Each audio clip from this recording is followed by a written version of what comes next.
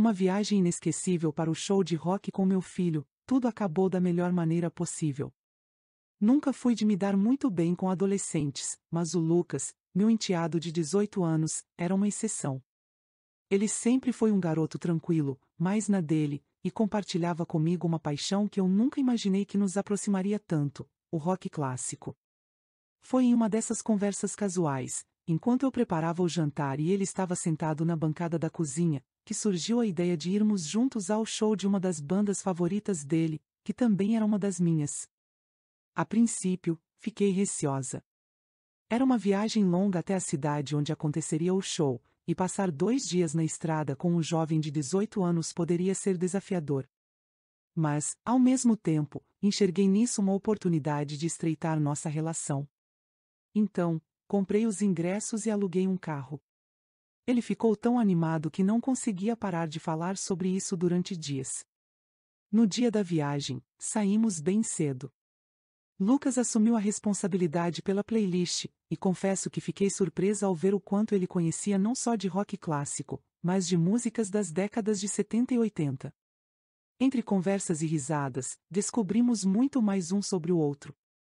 Ele me contou sobre seus planos para o futuro, sua dúvida entre fazer faculdade ou começar a trabalhar, e até confidenciou que nunca tinha ido a um show tão grande antes. Quando chegamos à cidade, o clima era de pura euforia. Havia fãs por todos os lados, e Lucas parecia se encaixar perfeitamente naquele ambiente. Escolhemos um hotel simples para passar a noite antes do evento e aproveitamos para explorar um pouco a cidade. Jantamos em uma pizzaria lotada de outros fãs que também estavam ali para o show. Era como se todos compartilhassem uma energia única. O dia do show foi uma mistura de ansiedade e expectativa. Entramos cedo na arena e conseguimos um ótimo lugar. Quando as luzes se apagaram e a banda subiu ao palco, eu olhei para o Lucas e vi algo que nunca tinha visto antes. Ele estava completamente tomado pela música, cantando, pulando e sorrindo como uma criança em um parque de diversões. Foi naquele momento que percebi o quanto essa viagem era importante para ele, e para mim. Compartilhar aquela experiência criou uma conexão que eu não esperava. De volta ao hotel, depois do show, ficamos conversando até tarde, relembrando cada música tocada, cada momento marcante. Ele até me agradeceu, dizendo que nunca esqueceria aquele dia. No caminho de volta, enquanto ele cochilava no banco do passageiro, fiquei pensando no quanto era bom estar ao lado dele e ver o quanto ele estava crescendo. A viagem foi muito mais do que um show de rock, foi uma lição sobre como momentos simples podem construir memórias para a vida inteira. Agora, sempre que ouço One, não penso apenas na música, mas naquele garoto que, pouco a pouco, se tornou alguém que eu tenho orgulho de chamar de amigo. Depois daquela viagem incrível para o show, eu e Lucas ficamos mais próximos do que nunca. Era como se tivéssemos encontrado uma nova maneira de nos conectar. Quando o pai dele precisou viajar a trabalho por alguns dias, percebi que seria uma boa oportunidade para passarmos mais tempo juntos, agora sem a correria do dia a dia ou o barulho de um show para nos distrair. Naquela sexta-feira à noite, enquanto eu terminava de lavar a louça, ouvi o som familiar de uma guitarra vindo do quarto dele. Reconheci de imediato, era Hotel California, uma das minhas favoritas do Eagles. Sorri, lembrando como o gosto musical dele tinha amadurecido desde que começamos a compartilhar nossas playlists. Decidi bater na porta. "Posso entrar?", perguntei, já com a cabeça inclinada para dentro.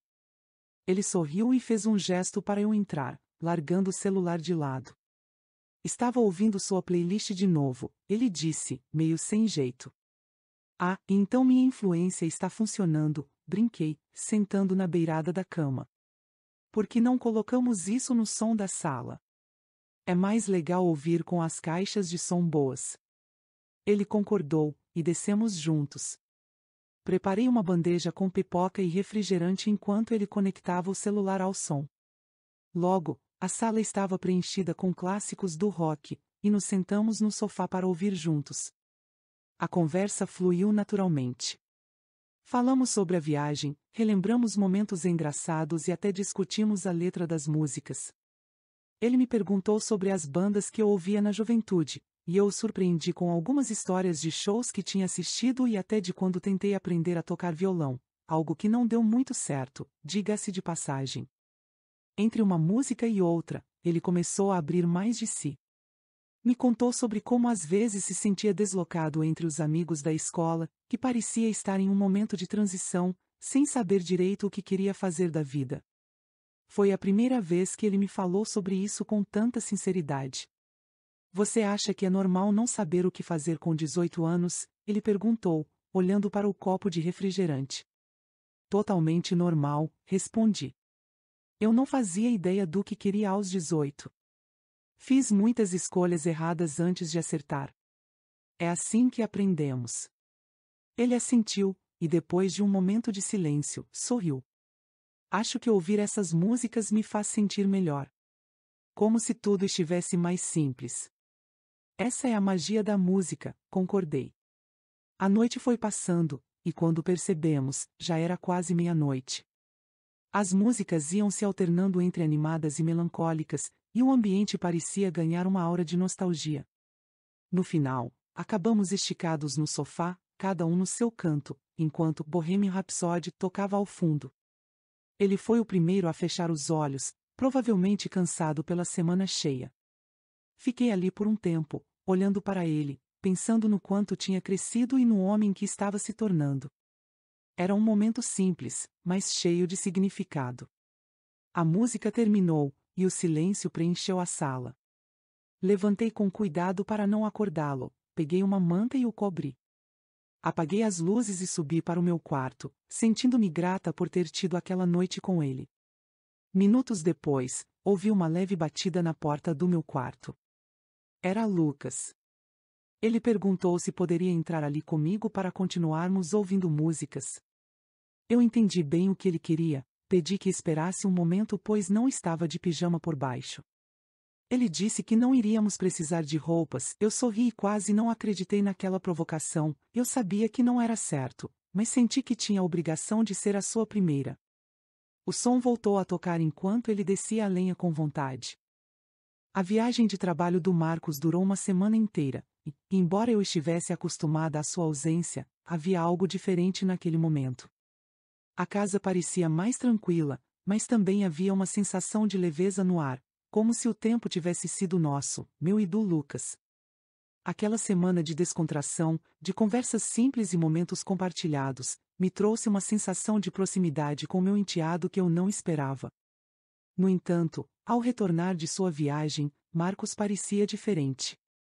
Seus olhos estavam cansados, como se não tivesse descansado o suficiente, mas o mais notável foi a tensão que ele carregava em seu semblante.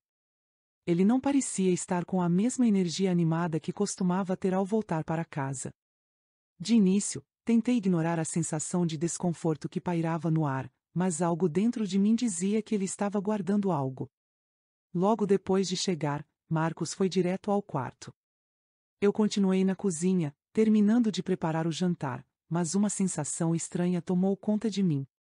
A voz dele ecoou pelo corredor: "Você tem algo a me contar?" Fiquei paralisada por um momento. Algo estava errado. O tom não era de reencontro caloroso, mas de uma acusação não dita. Respirei fundo e me virei para encará-lo quando ele apareceu na porta da cozinha. "O que aconteceu?" perguntei, tentando disfarçar a ansiedade que começava a tomar conta de mim. Ele me olhou fixamente, seus olhos estreitos, uma mistura de confusão e raiva. Quando fui olhar o meu celular, encontrei mensagens antigas. "Entre você e o Lucas. Por que você estava tão próxima dele essa semana?" Eu senti uma onda de choque me invadir. O que ele estava insinuando? Ele não podia estar sério. "Marcos, o que você está falando?" respondi, tentando manter a calma, embora minha voz tremesse.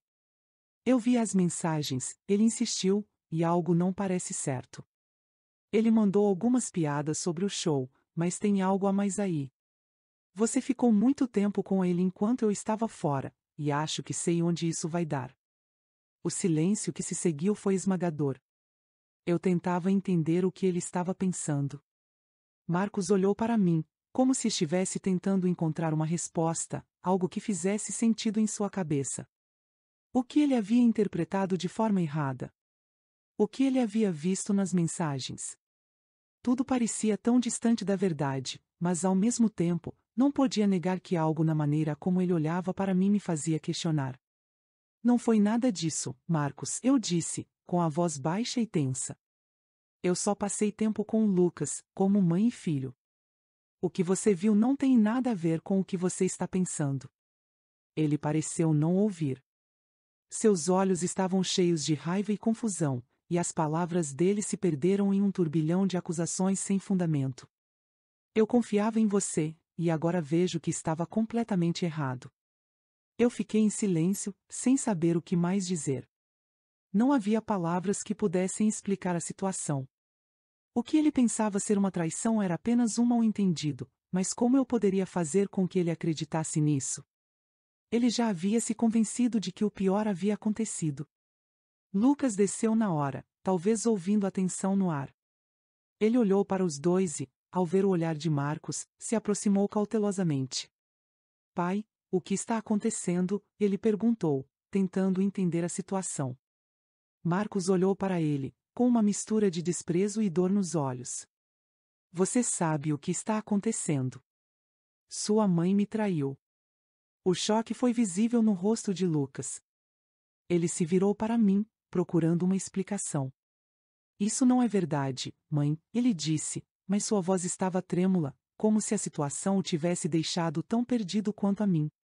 A conversa se arrastou por horas, mas nada que eu dissesse parecia fazer diferença.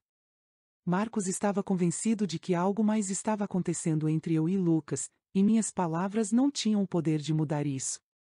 Naquela noite, depois que Marcos se trancou no quarto, Lucas e eu ficamos na sala, em silêncio. Ele me olhou com preocupação, mas eu não sabia o que dizer. O que mais poderíamos fazer diante de um mal-entendido tão grande? Estávamos em um impasse, e não havia mais nada a fazer além de esperar que ele, eventualmente, compreendesse a verdade.